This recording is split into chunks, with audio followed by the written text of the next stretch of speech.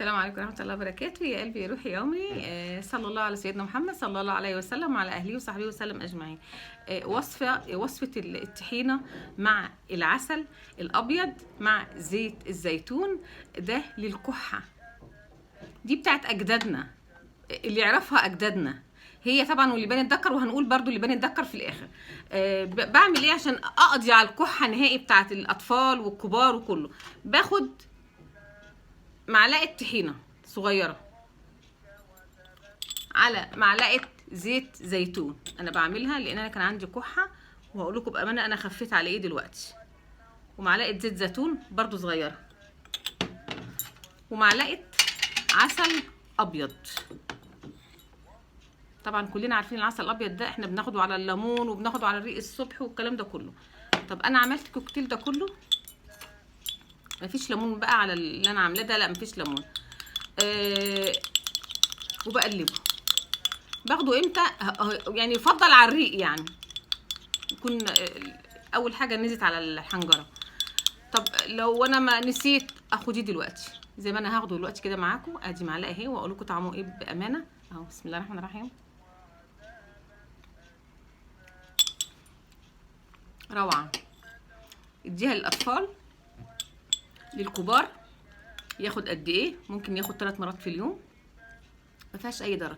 زيت الزيتون ما فيهوش ضرر، العسل الابيض زي الفل، الطحينه ما فيهاش ضرر، بالعكس ده احنا بندي اللي هو للطفل يعني بياخد حاجه مغذيه، لو للكبار برضو ياخد حاجه مغذيه وهتقوي المناعه وهتقضي على الكحه اللي هي داخله في الموسم ده. طيب في وصفه تانية سريعا كده هقولها لكم، انا عن نفسي عملتها النهارده والله بامانه خفيت عليه.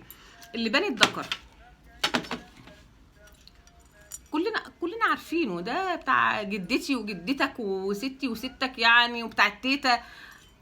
هو ده الاصل، هو ده الاصل، مفيش حاجه احسن من حاجه. بس انا بفضل دايما اللي بان الذكر. بعمله ازاي؟ باخد حوالي 3 فصوص كده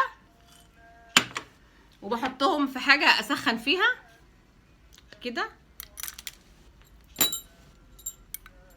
والكوبايه دي ميه وبحطها، يعني انا اصلا عامله بالفعل يعني، وبحطها على النار. بحطها على النار تسخن بس، واسيبها كم قد ايه؟ بسيبها 3 ساعات. هتطلع كده زي الحليب كده، لان انا شربت دلوقتي. تطلع زي الميه كده، الميه زي الميه بيضه كده، شكلها جميل. باخد منها طبعا الميه ديت وبشربها على الريق، مره الصبح ومره قبل النوم. هتقطع الكحه نهائي.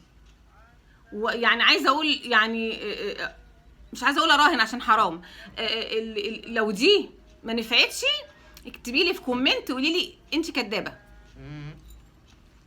شفتي بقى قد ايه؟ شفتي الثقه؟ لان انا شربتها الصبحيه فعلا خطيره.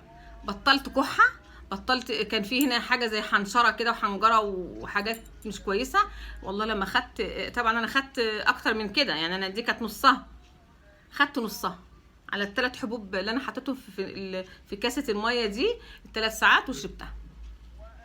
ما كحتش تاني والله، ما كحت تاني. الكلام ده كان الصبح الساعه 6 الصبح والحمد لله. فانا بعمل تاني عشان انا محتاجه، لان انا قعدت بقالي كام يوم كده بكح، فانا زعلانه على نفسي يعني. فقلت لي انا بقول الوصفات للناس وما بقولهاش لنفسي، وما بعملهاش يعني لنفسي. فقلت لا، لازم انا ارجع لنفسي واعمل حاجه المفيده. والله ما كحتش. عندك الوصفه دي وعندك الوصفه دي. الاطفال حد يسالني يقول لي الطفل ياخد دي ازاي؟ هقول لك ياخدها ازاي. ياخد معلقه صغيره كل قد ايه؟